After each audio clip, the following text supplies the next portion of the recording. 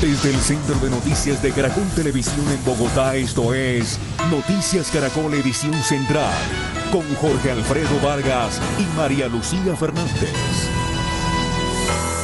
En nuestro país, a causa del conflicto, no es extraño que miembros de la fuerza pública desaparezcan, pero que un policía haya desaparecido en Bogotá no deja de llamar poderosamente la atención. Desde hace 36 horas se adelanta la búsqueda del patrullero Jairo Díaz en los cerros nororientales de Bogotá. Las autoridades no descartan que se trate de un accidente, como tampoco de un posible secuestro. Julián Ríos, desde el norte de Bogotá. Julián, ¿qué es lo último? Cuéntenos. Buenas noches. Precisamente se han suspendido ya las labores de búsqueda y rescate por parte de los organismos de socorro del patrullero Jairo Díaz. En este momento, pues las autoridades también prácticamente descartan la posibilidad de que se haya tratado de un accidente y ahora los organismos de inteligencia manejan la hipótesis de que haya sido un secuestro. Incluso aquí al fondo, en el barrio Santa Cecilia y en el barrio Cerro Norte, incluso dicen ellos puede estar retenido el uniformado. La búsqueda del patrullero Jairo Díaz se adelantó durante todo el día. Policías, bomberos, miembros de la Cruz Roja inspeccionaron cada rincón de los cerros nororientales en búsqueda del uniformado. Más de 300 hombres de la policía se tomaron el Cerro Norte. Ustedes observan a varios de ellos buscando rincón a rincón al patrullero Jairo Díaz, pero hasta el momento no lo han encontrado. En el sector donde opera la peligrosa banda de los Pascuales nadie se atreve a hablar.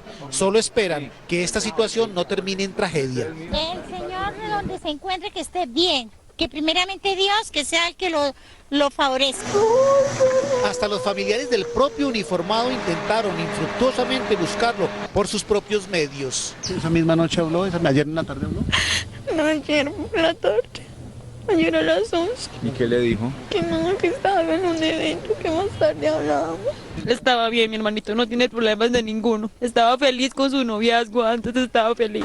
La misma policía no ha descifrado el misterio, pero analiza la hipótesis de que pudo tratarse de un secuestro y ofreció una recompensa de 20 millones de pesos para quien ayude a ubicar al uniformado. Son los famosos Pascuales y los Luisitos, y si ellos tienen este miembro de la fuerza pública, pues yo creo que lo mejor que pueden hacer es entregárnoslo, respetarle su vida. La zona de los cerros nororientales que comunica con la población de La Calera será militarizada durante los próximos 10 días en búsqueda del uniformado. Aunque siguen los operativos en este sector, todas las personas que hemos consultado, incluso que las autoridades han entrevistado, no se atreven a hablar, tienen miedo. Desde el norte de Bogotá, Julián Ríos, Noticias Caracol. Julián, la banda delincuencial de los Pascuales podría tener en su poder al policía, según agentes de inteligencia. Este grupo inició su actividad criminal en los años 90, cuando un campesino llegó desplazado del Huila al barrio Villanidia, en los cerros orientales de Bogotá. El desplazado Pascual Guerrero se convirtió en líder comunal. A él le llegaron quejas sobre atracos de bandas en otros barrios.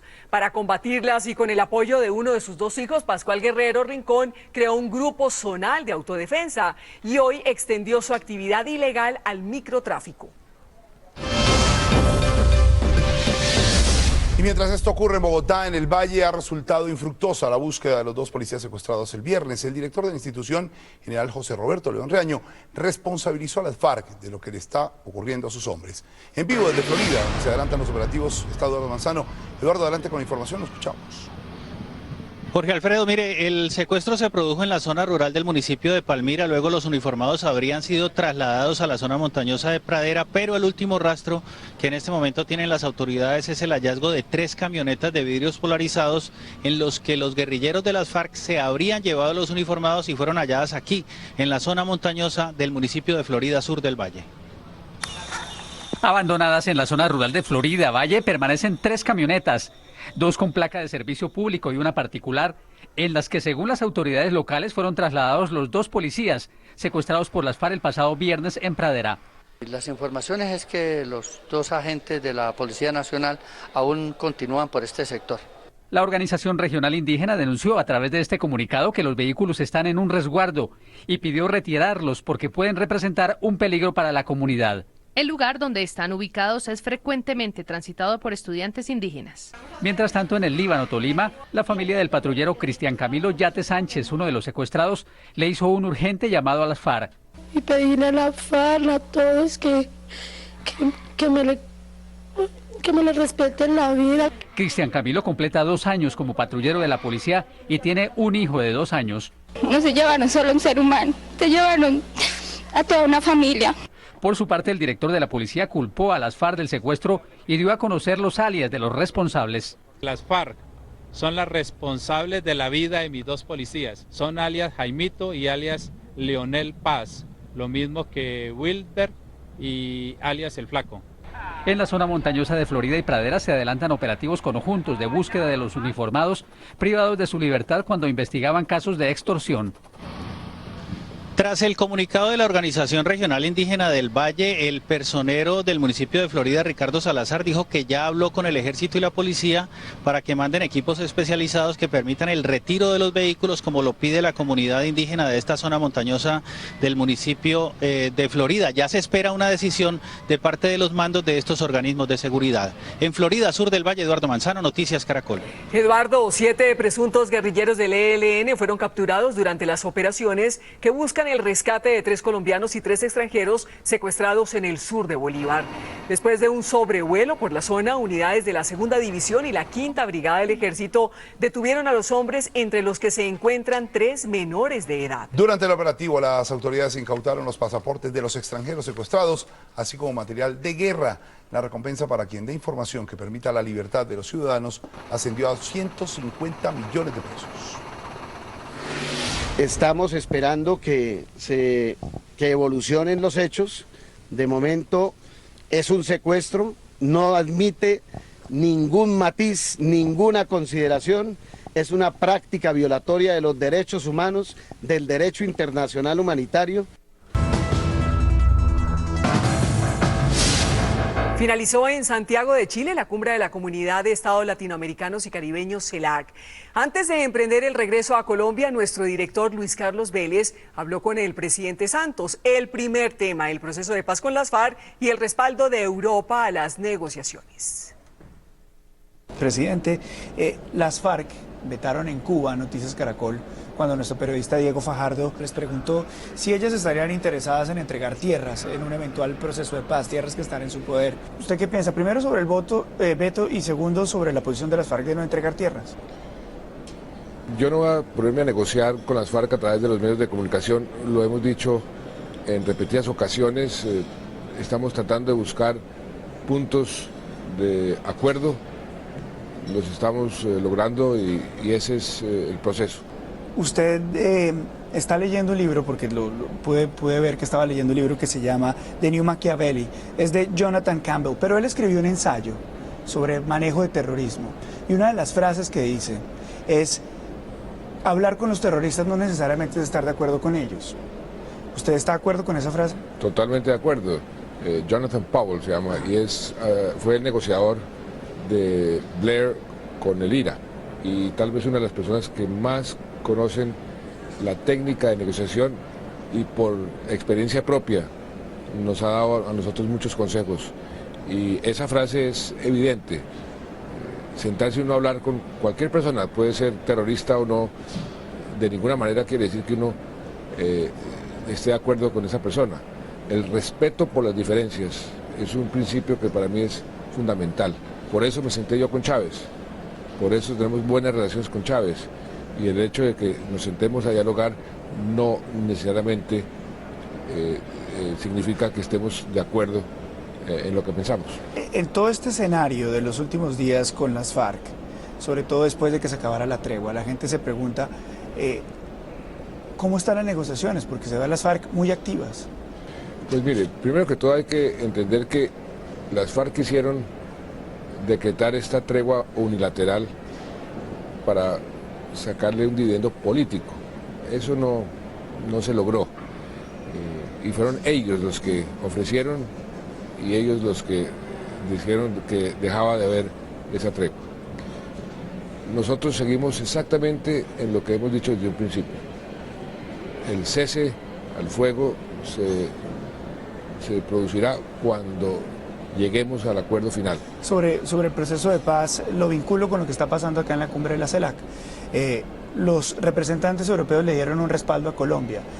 ¿Eso significa algo en términos prácticos? ¿Usted está pensando en el posconflicto, probablemente que vayan los guerrilleros de las FARC a Europa? No, el respaldo de Europa que recibimos, que recibió el gobierno, que recibí yo personalmente, pues es un respaldo muy importante. Europa es Europa. Eso significa que políticamente Europa está muy interesado en ayudar a que este conflicto realmente termine. Ese es el respaldo que hemos recibido también de toda América Latina. Parte de las manifestaciones de CELAC han sido en esa dirección.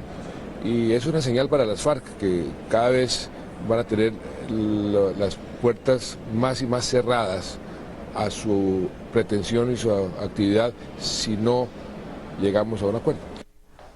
Más adelante espere la segunda parte de la entrevista. El presidente Santos habla de Álvaro Uribe y de Gustavo Petro. Venezuela y Cuba fueron protagonistas del día de cierre en la cumbre de la CELAC. El vicepresidente Nicolás Maduro leyó una carta que, según él, fue escrita por Hugo Chávez. Cuba, por su parte, recibió la presidencia pro tempore de la comunidad. Uno de los momentos más esperados del encuentro de líderes políticos latinoamericanos y del Caribe fue la carta enviada por el presidente Hugo Chávez, anunciada con anterioridad por el vicepresidente de ese país, Nicolás Maduro, y que fue leída por él durante el evento. Lamento no poder acudir a esta cita en Santiago de Chile. Como es el conocimiento de todas y todos ustedes, desde diciembre del año pasado estoy batallando nuevamente por mi salud en la Cuba revolucionaria y hermana. El mensaje, según la delegación venezolana, fue firmado de puño y letra por el mandatario. En el documento, Chávez celebró que Cuba asumiera las riendas de la CELAC a partir de esta cumbre, un hecho histórico en la diplomacia de la isla. Es un acto de justicia, luego de más de 50 años de resistencia al criminal bloqueo imperial. América Latina y el Caribe le están diciendo a Estados Unidos con una sola voz que todos los intentos por aislar a Cuba han fracasado y fracasarán. El jefe de Estado cubano Raúl Castro hizo fuertes críticas a lo que denominó interferencia de Estados Unidos y Europa en la región. Las transnacionales fundamentalmente norteamericanas no renunciarán al control de los recursos energéticos, hídricos y minerales estratégicos en vías de agotamiento. Al cierre del encuentro, el presidente de Chile, anfitrión de la cumbre, Sebastián Piñera, anunció los acuerdos a los que llegaron los 33 países asistentes sobre la lucha contra el narcotráfico y la reducción de los niveles de pobreza, entre otros. Y Noticias Caracol obtuvo un video de la reunión entre los presidentes de Colombia, Juan Manuel Santos, y de Cuba, Raúl Castro, al cierre de la cumbre de la CELAC en Santiago de Chile. Estas son las primeras imágenes que se conocen del encuentro que sostuvieron durante media hora los mandatarios. Durante la cita dialogaron sobre el futuro de la CELAC, la salud del jefe de Estado venezolano Hugo Chávez y la paz de Colombia. Santos le confirmó a nuestro enviado especial Luis Eduardo Maldonado que Castro le aseguró que el presidente Chávez está mejorando y que no descarta su regreso a Venezuela en las próximas semanas. El presidente Santos también le agradeció a su homólogo cubano el apoyo de ese país al proceso de paz con las FARC. Y hoy se conoció un video en el que la policía frustró el atraco a una mujer que retiró del banco 6 millones de pesos. Una cámara de seguridad grabó el momento en que los hombres, luego de un forcejeo con la víctima, le quitaron el dinero. Sin embargo, un ciudadano que pasaba por el sitio alertó a un policía que reaccionó y se enfrentó a tiros con los ladrones. El atracador que iba en la parte de atrás quedó gravemente herido, mientras que el conductor de la moto se estrelló contra un bus. Los dos asaltantes fueron detenidos.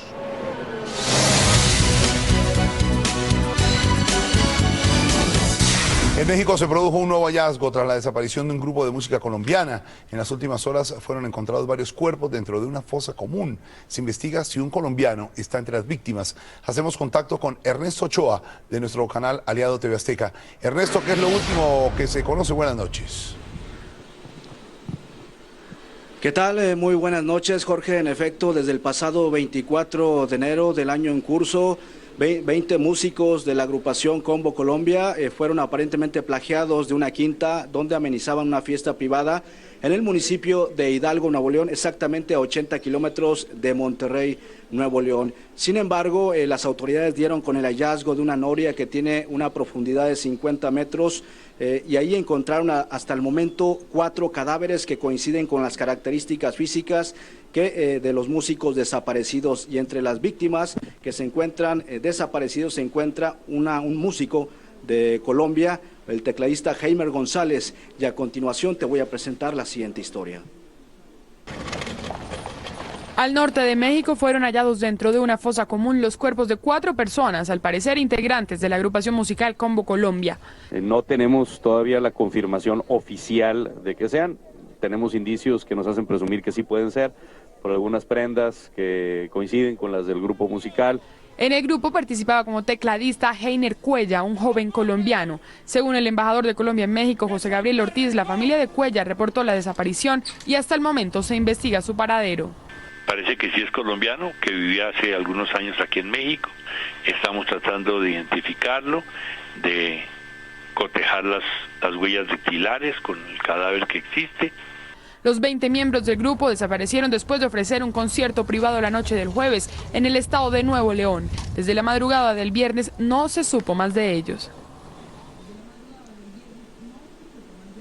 Bien, es la información que ha trascendido hasta el momento, y también el vocero de seguridad en el estado de Nuevo León, Jorge Doménez, se encuentra ya dando una rueda de prensa a los medios de comunicación para dar avances sobre la investigación en el plagio de estos 20 integrantes del grupo Combo Colombia.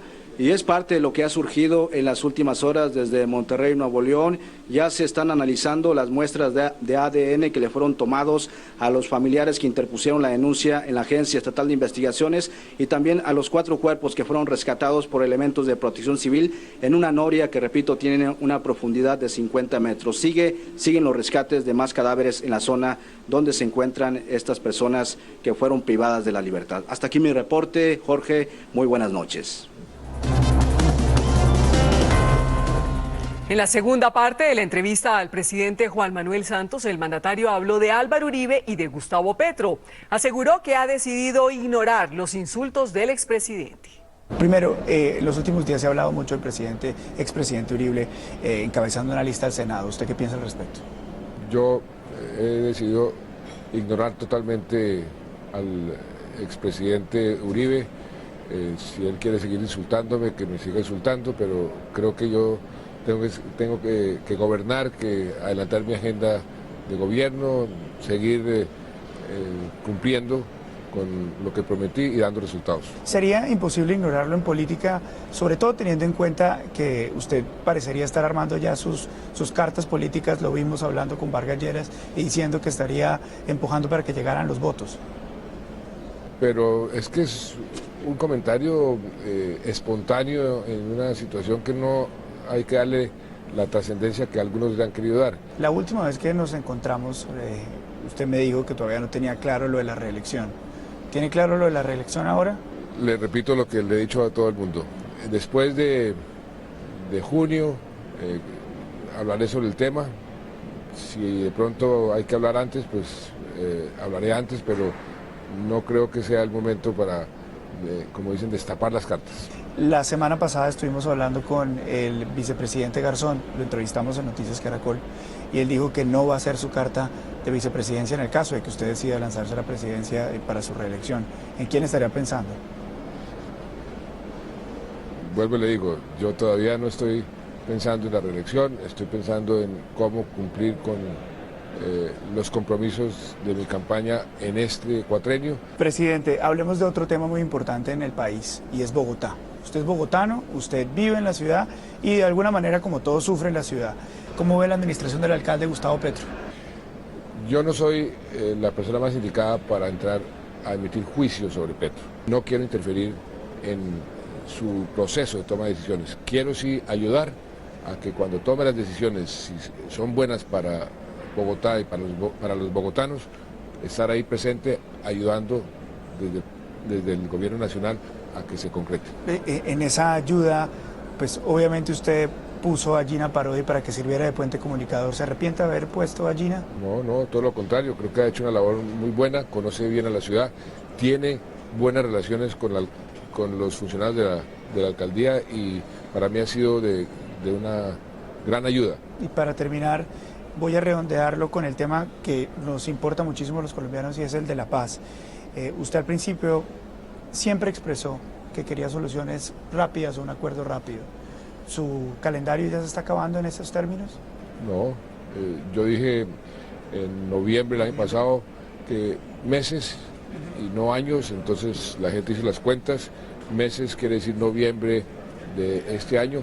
Ojalá para noviembre tengamos ya acuerdos sobre los puntos que negociamos en la primera fase, pero no hay tiempos fatales, inclusive me gustaría que fuera antes, eso le convendría al proceso, a todo el mundo, y ojalá podamos anticiparnos. ¿Y si es después de noviembre?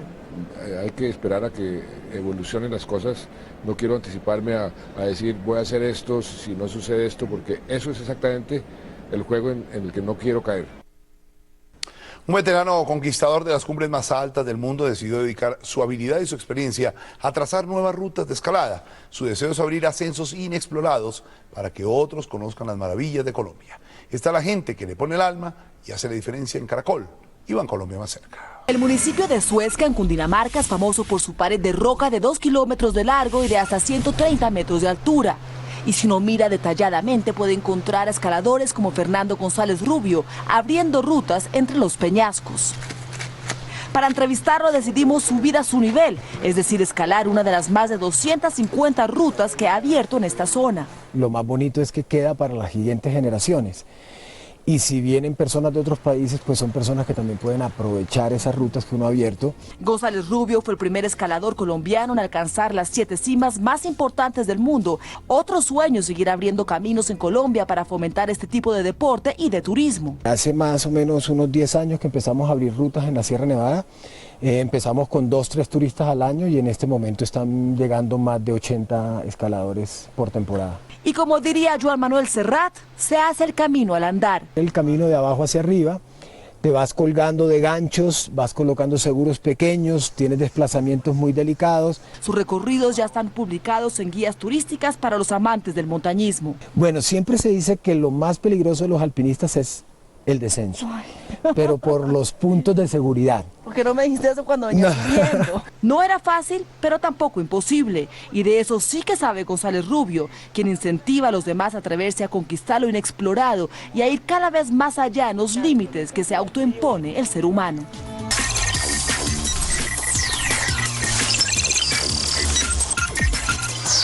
Aquí va el código. El presidente de Cuba, Raúl Castro, fue protagonista de la CELAC, Comunidad de Estados Latinoamericanos y Caribeños, y no solo porque su país va a ocupar la presidencia por un año, sino por su sentido del humor. Primer apunte. No se ocupen que yo solo voy a estar un año. El segundo apunte corrió por cuenta de un pequeño olvido. A la segunda cumbre de la comunidad. Bueno, ahora me falló la memoria, como la CELAC. El año político se está moviendo más rápido de lo que se pensaba. El exministro de Hacienda, Oscar Iván Zuluaga, ya tiene video en la web hablando como candidato uribista a la presidencia. Soy Oscar Iván Zuluaga, candidato al uribismo a la presidencia del 2014. Bienvenidos a discutir nuestras propuestas e ideas. Pero hay más. Funcionarios del actual gobierno se retiran para buscar boticos. Ya confirmó el viceministro de Trabajo, David Luna. El presidente le ofreció el SENA y dijo no porque tiene pensado trabajar por Bogotá. Y para empezar bien la semana les tengo un video tiernísimo. Se trata de 6 cachorritos Boston Terrier muertos de hambre. Mírenlos aquí. Los cachorritos se emocionan tanto al recibir su taza con leche que la mejor forma que encuentran para tomársela es dando vueltas y vueltas. Al final terminan la leche y se sientan a esperar la segunda ronda.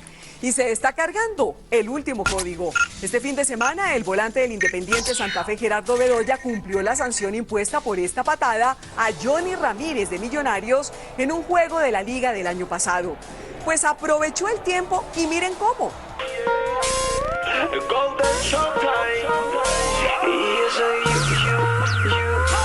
Se puso la camiseta de reggaetonero y es el protagonista de este video de Utah. Ella llegó a la discoteca, de su novio desilusión. Y el recomendado de código, el libro Todo lo que tengo lo llevo conmigo, de la alemana Herta Müller, que a propósito mañana estará en el Centro Cultural Gabriel García Márquez en una charla con Marianne Ponsford. La entrada es libre a las 7 de la noche. Hasta aquí el código Caracol. La muerte de 8 niños indígenas en un mes por epidemias mantiene en alerta a las autoridades de salud en el Chocó. Según el personal médico que atiende a los indígenas del resguardo del Guainía, las costumbres culturales les impiden controlar enfermedades graves como la tos ferina. Pese a la disposición de personal médico y brigadas de salud en la zona, otro agravante es que las indígenas gestantes, por tendencia cultural, no permiten que personal médico tradicional las vacune, por lo que en el litoral de San Juan muchas de las víctimas de la tos ferina no alcanzan al mes de nacidos. Volviendo al país, fuertes combates se registraron en la vereda del Boquerón, departamento del Guaviare, entre el ejército y guerrilleros del Frente 44 de las FARC.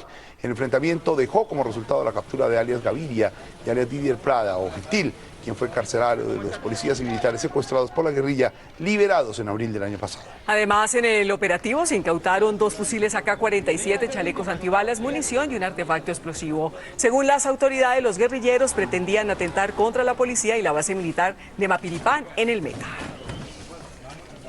Con esta información terminamos. Gracias a nuestros televidentes en Colombia y en todos los países que nos reciben gracias a la señal de Caracol Internacional. Sí, señor, y lo que no vio, véalo en www.noticiascaracol.com.